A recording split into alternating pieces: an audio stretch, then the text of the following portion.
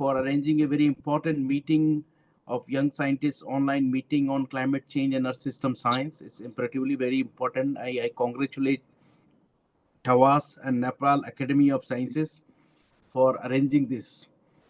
I worked in Himalaya as told by the introducer from many years, and in particularly southern rim of Himalaya, which consists major river basins of India as well as Nepal.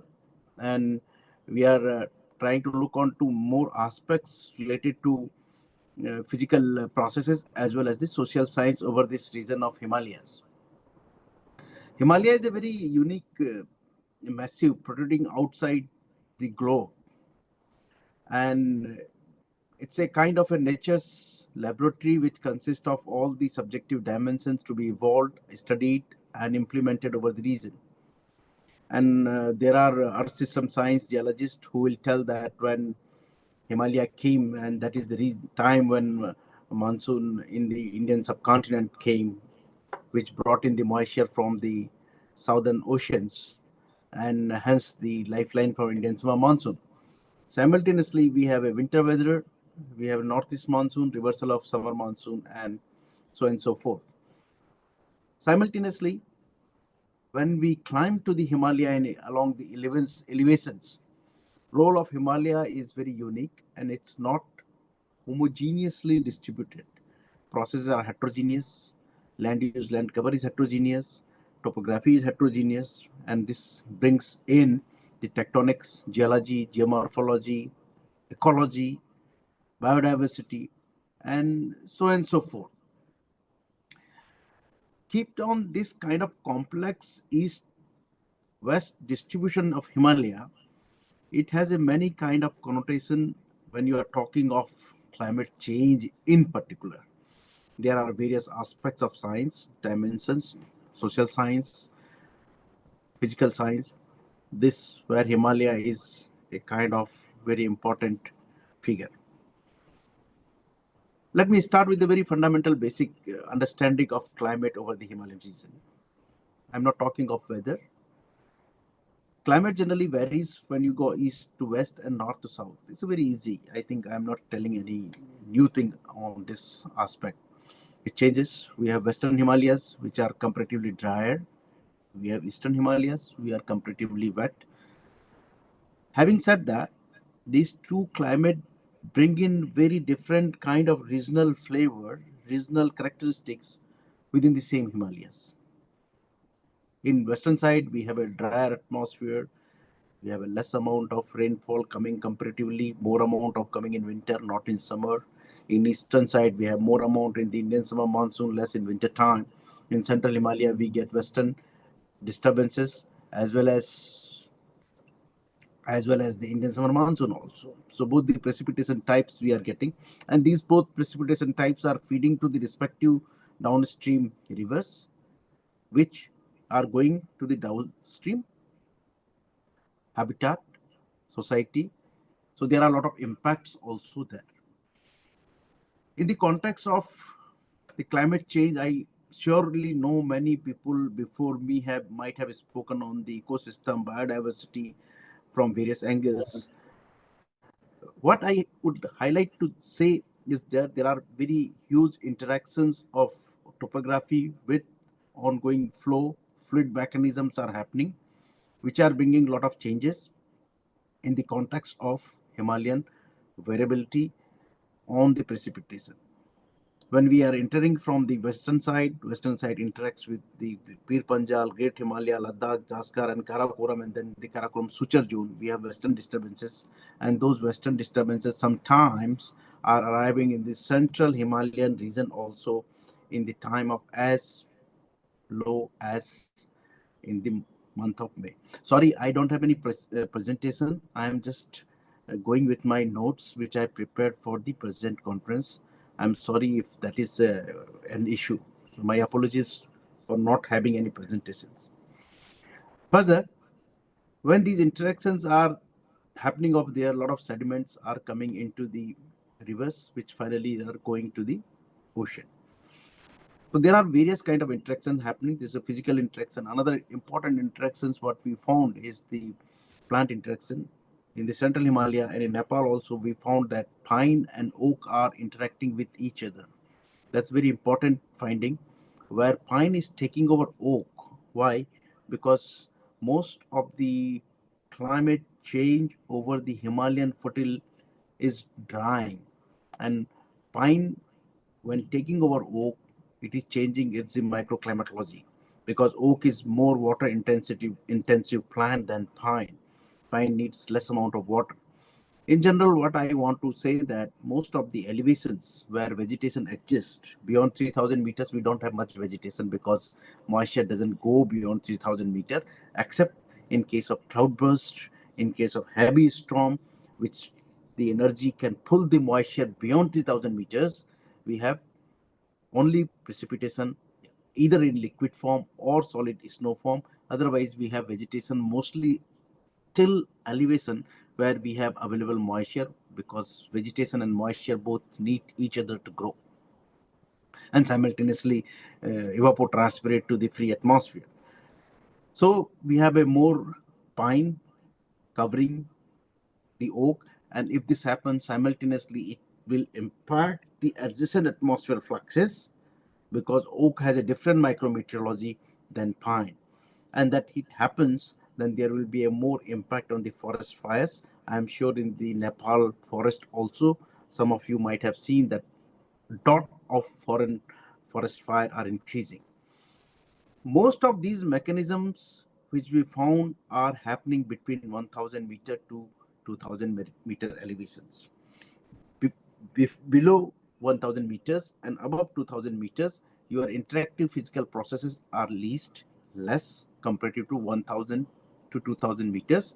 Why? Because in this elevation band, when we see, we find that more amount of interaction is primarily to the associated energetics available in the free atmosphere, as well as the atmospheric interaction with the corresponding elevation within the Himalaya leads to the more kind of complex processes. And that's what you will see most of the cloud burst in the recent decade, or in 2 decades, last 2 decades, we will find that most of the interactions are in between 1000 to 2000 meter elevations are happening, and that's leading to a lot of catastrophe, cascading disaster, and leading to most of damages in Nepal as well as the Himalayan region or in the northeast region.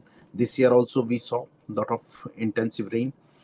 Third thing which is happening with climate change in particular is that changing pattern on the Indian summer monsoon. And Indian summer monsoon also rapidly moving northward.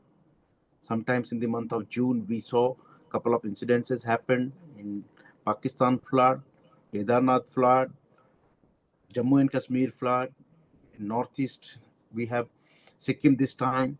A lot of rain has occurred over this. And in case of Nepal also, there are few of the floods reported by virtue of the untimely and non-planned or non-monsoonal flow, monsoonal flow, which is not as per its normal march northward propagation. So climate change is primarily impacting most of the dynamics associated over the region, be it Himalaya, be it from climate point of view, and simultaneously you have a changing crop pattern. So these all kind of processes are systematically affecting in a time to one to another in larger scale, and in shorter scale you have flash flood. If you have immediately some kind of rain is occurring over the region, it is bringing landslide in, it is bringing uh, glacial lake outburst flow, it is damaging downstream society, downstream villages, cattle, dam, etc., etc. So the disaster which happened to be alone in earlier decades, now they have a very cascading imperative forcing over the region, and that is that is one of the reasons that the disaster are more prone towards this time. And simultaneously, presently in North Indian region, we are finding a lot of dependent suspended particulate matters, a form of pollution, is a health disaster. Right now, it's kind of, people are telling gas chamber is happening. In Kathmandu, I saw in some of the month, because of the valley, it caps the burning as well as the pollutants, and it cannot go anywhere. So this kind of likely disaster is going to increase, and we have to be concerned in particular. And hence, this course is primarily more laudable because we are talking of the climate change to action. How that young scientists can think over the region under this training, that how can we translate this climate change to the action. Primarily, we understand what are the implications of climate change are happening now in concurrent time, and we have to think for the climate change impact reduction. Another important point is kind of the water scarcity. All of us in due course of time has seen that water is becoming a very, very important because it's a limited. I told that we have a regional characteristics. By virtue of regional characteristic over the Indian Himalayan region, we have different kind of cryospheric freezing, we have different kind of glacier, we have different kind of popular distribution of the snow to liquid, liquid to liquid, snow liquid precipitation ratio. By virtue of that, we are finding that it's not a very fair thing happening, because if you have a reduced snow, the biological or agriculture economy are going to change in the elevation where there are a lot amount of snow is happening. Simultaneously, there are reports that there are more number of liquid days than snow days. So snow days are reducing and then liquid days. So this snow which is needed for the purpose of reserve for the winter time and subsequently used in the spring melt, it's not happening anymore. And hence you have a large scale river discharge will also change by virtue of the changes in liquid and solid precipitation. And then there are uh, projections that by 2040, most of the northern Indian rivers will be having doubling their outflow, river flow, but after subsequently there will be reduced outflow in the rivers will be there. So they are all integrated in a way or other, and if this happens, ultimately the human population is going to impact. Third important thing, which is because of the climate change, is happening because of migration. I'm sure in Nepal also people are migrating to lower valleys because upper valleys are drying, and we call it elevation dependent warming. In upper elevations, upper reaches are warming rate, not warming, I'm telling warming rate. Warming rate is more than the lower elevation. So higher elevation is having warming more than the lower elevation, and hence, if the gradient of warming is kind of happening there, so if upper elevations are happening more warming, the precipitation which used to travel up to those elevation in the liquid form will not be reaching there because it will be not precipitating. It will not be condensing at the higher elevation. It will be not precipitating there. So demand of water at higher elevation, which is needed to replenish the water, which is needed for agriculture, which is needed for kind of a forestry or other kind of similar mechanism of forestry or vegetation, it will not be available for the community. Number two, if this reversal of warming is happening, or I should not say reversal though, but if this gradient of warming is happening, upper elevation will receive less precipitation. If they receive less amount of precipitation, the snow line will decrease. Please tell me when my time is over, I'll be grateful.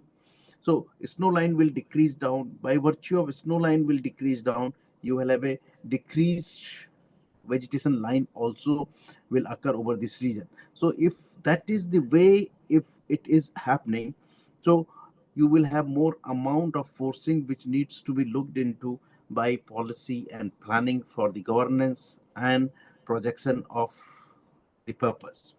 These are imperatively few very, very important points for the small community also. Bigger community, they have a popular measure to deal with, but the smaller community do not have a very popular measure to deal with.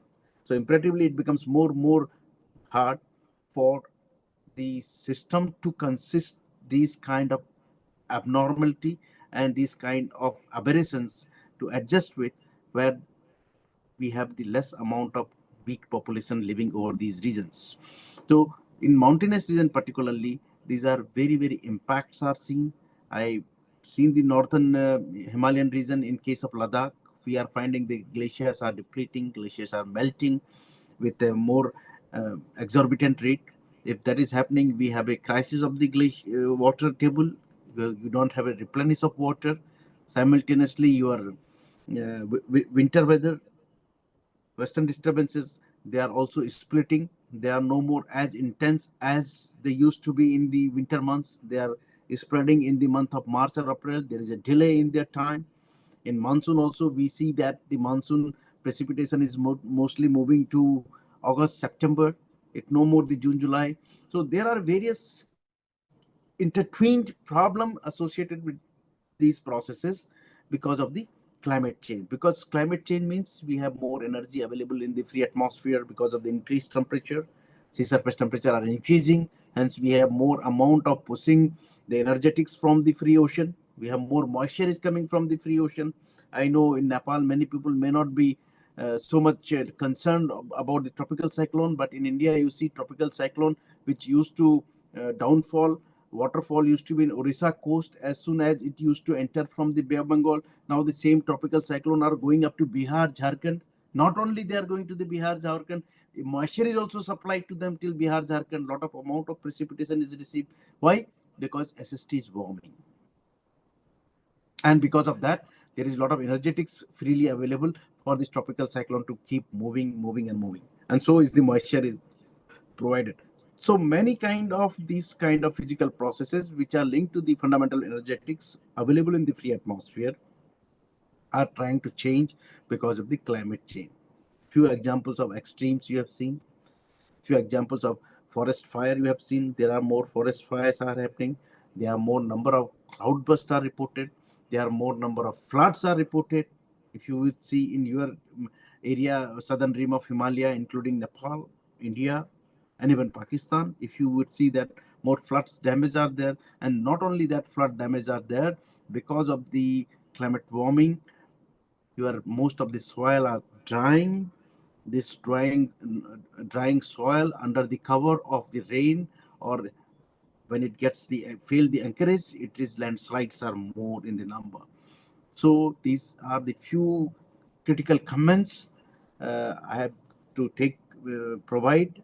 And I think I thank you all for giving me this opportunity to interact with the young researchers. I hope some of these comments they can take further and they can translate it for the society. That's very imperatively important. People are talking of net zero. People are talking of saving water.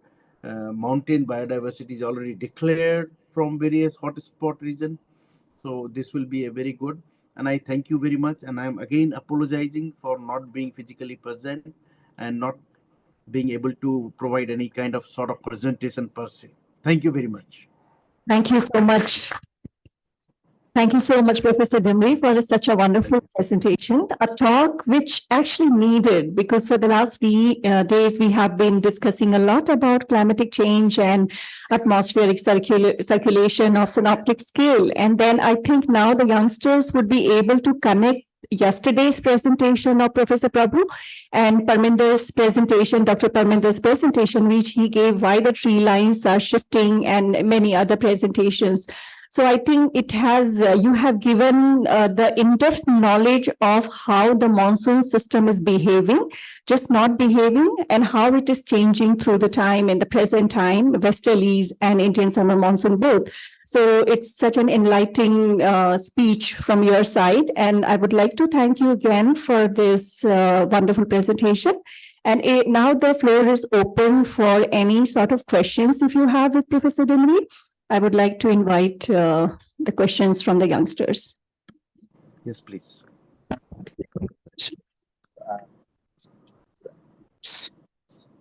Dr. Jayashree, can it be for the other than youngsters also? Yes, of course. Please. Yeah. Thank you, Dr. Dimri. This is Dr. Prabhu from Bihar Mosam Seva Kendra. I just would like to know from you, like, what would be the, in the coming days, how would the western disturbance would behave in the Nepal part and the down down in the, like, for example, Indo-Gangetic belt, how the Western disturbance would behave? Okay, can I answer? Please, please. Yeah, thank you, Professor Prabhu. It's a very nice because I work in Western disturbances. Primarily, Western disturbances are winter phenomena. In DGF, they used to be most of the earlier when I started. Now, what's happening because of the changes, warming, the subtropical westerly jet, which brings the Western disturbances, they are splitting wide. The 200 hectopascal subtropical westerly jet. So under the flow of the Western disturbances were embedded and they were coming over the region. And because of this splitting wide, the subtropical westerly jets dynamics plus Western disturbance dynamics both are making many changes when the Western disturbance are coming here. Because of the widening of the subtropical westerly jet in winter time, it is coming over the Indian region also in winter time. Sorry, in summertime. Winter, of course, it's over Indian region 35. In winter time, also the southern southern side of the jet is traveling many times over in Indian side, and we have more spring shift to of the winter Western disturbances. The Western disturbances are no more coming in the November, December, but they are coming more in March and April, and hence you have more amount of snow which was there earlier, but now liquid precipitation is reported more in the March and April. So there is a kind of a peak of precipitation happening. That is number one. Some of the freak WDs are traveling towards Nepal also, which was very, very unusual, and some are even going the northeast of the Indian region because of the energy available to them, and some of the feeder mechanism from Arabian Sea is putting moisture within the WD. Uniquely, which we found in recent, there is a lot of amount of non-WD precipitation happening in the Indian northern region. And this most of this precipitation in winter time is coming from the Bay of Bengal. So if you would see that winter time non-WD precipitation is also very, very critical. And they are mostly for Bay of Bengal. There is a kind of omega situation. I'll not go in technical formulation of these dynamics. So WD is changing, yes.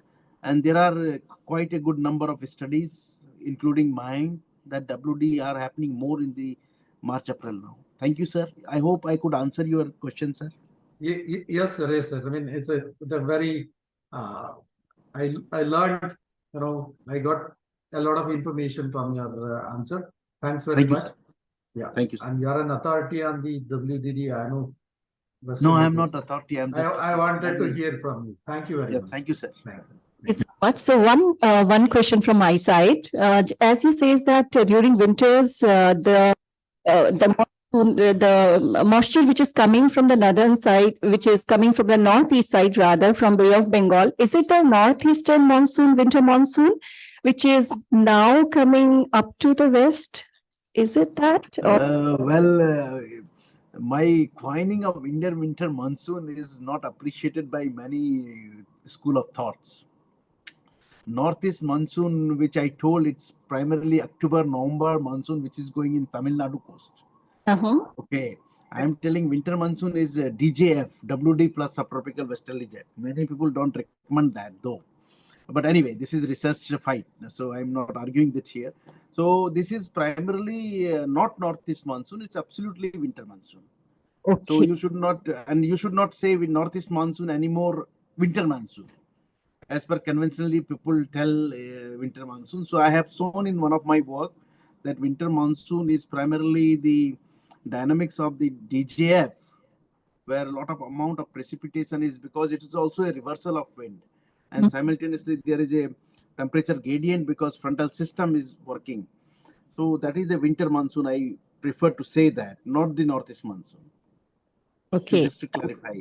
Thank you. So much, sir. Thank you so much. So, yeah, do we have any question? Yeah, please go ahead.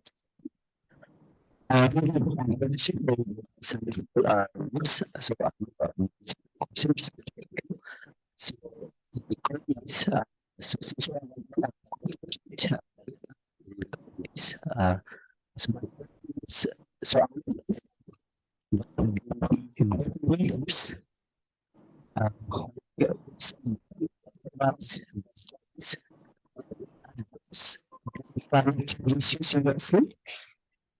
Can somebody repeat his question? I could not hear anything. Can somebody repeat what he's asking? Can somebody say that what question is that? So can I write or am I able to? No, your voice is echoing.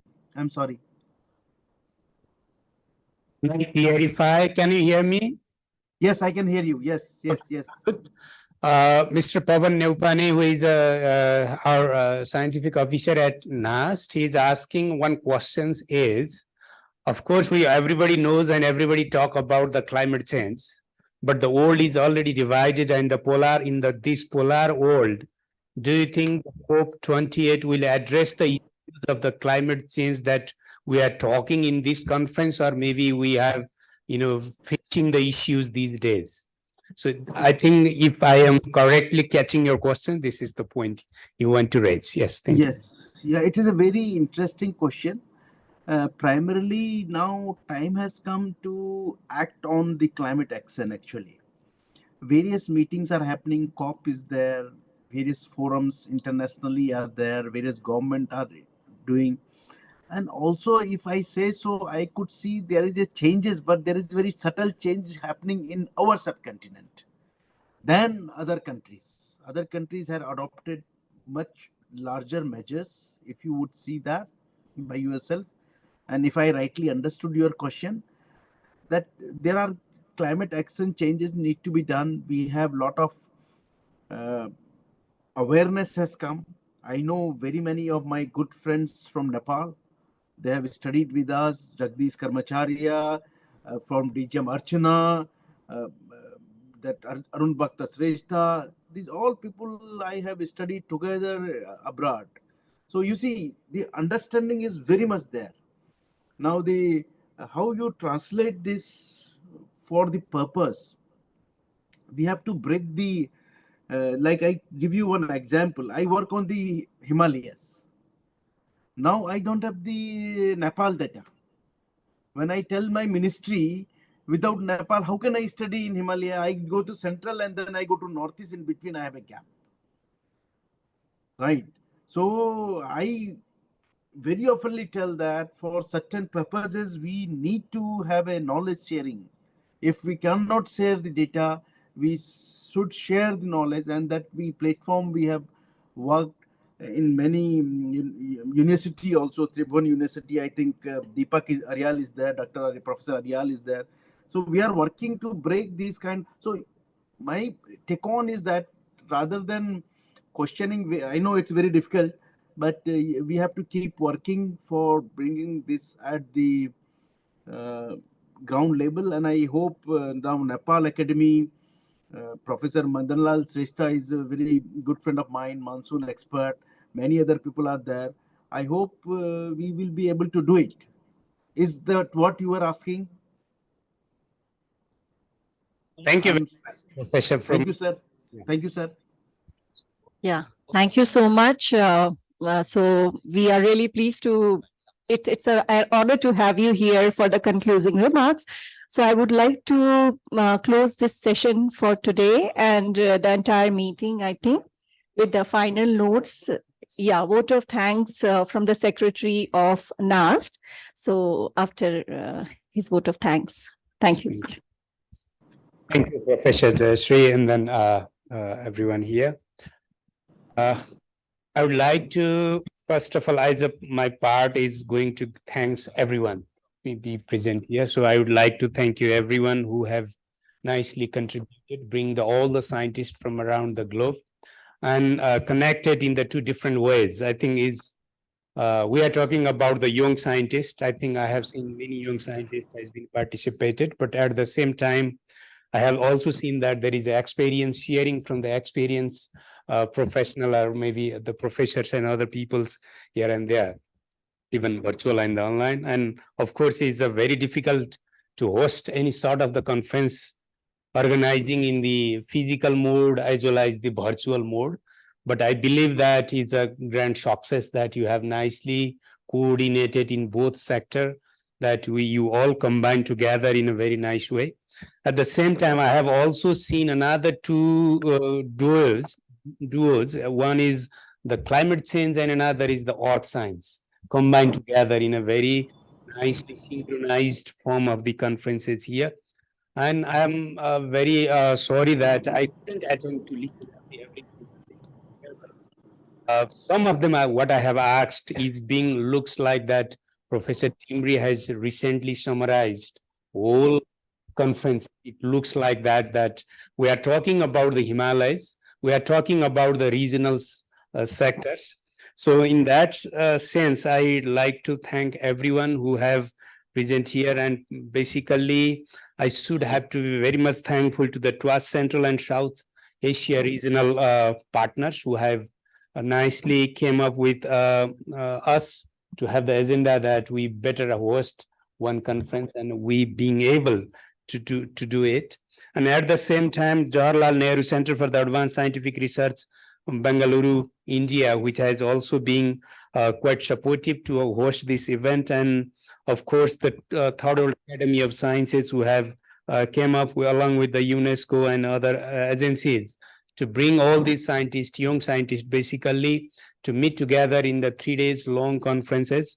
And I have seen that we have talked about the climatic issues and then earth systems, that vulnerability, or maybe the climatic event, or maybe the geological events that has been shared among the scientists, and even some social aspect, human settlement aspect, and several aspect has been raised. And I think these are the issues which is being covered as the book of the extract could have been delivered more if we could do it as publishing in the public proceeding forms, and then supply, and of course being implemented in the policy level, being as we have trying to invite both Ministry of the Forest and Environment in the beginning, and then Ministry of Education, Science and Technology together in the single platform, so that when what we have realized that findings or maybe the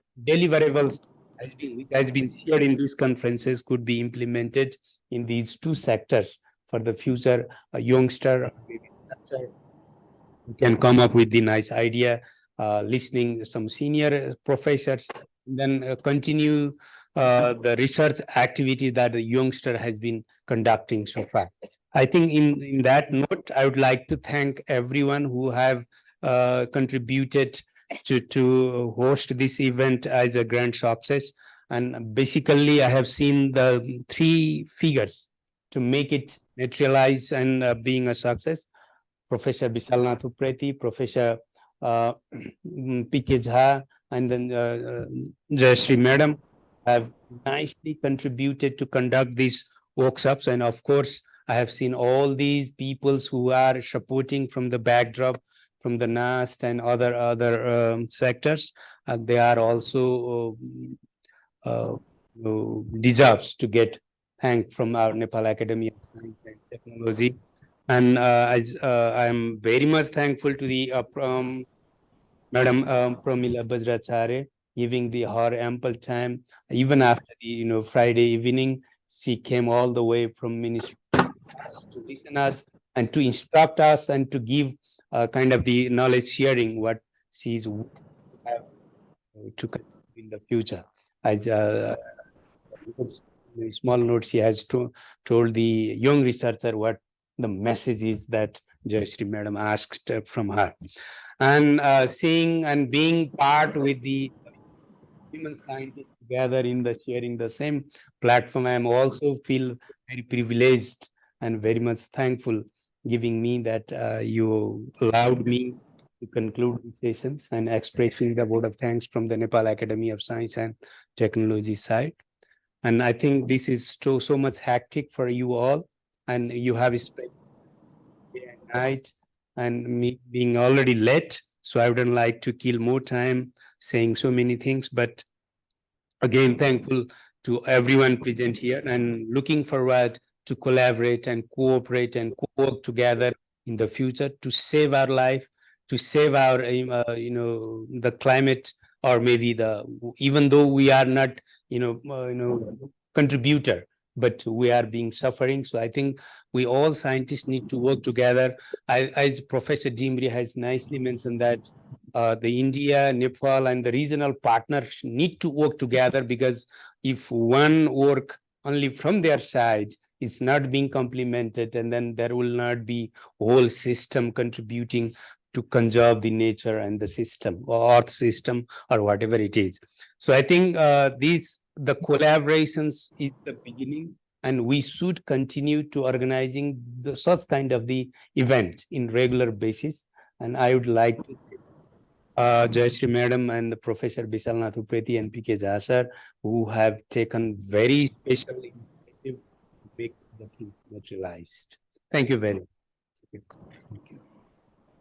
Thank you so much, sir, for your wonderful words. And I think we look forward for the future collaboration in a better mode. Thank you so much. And thank you, madam, especially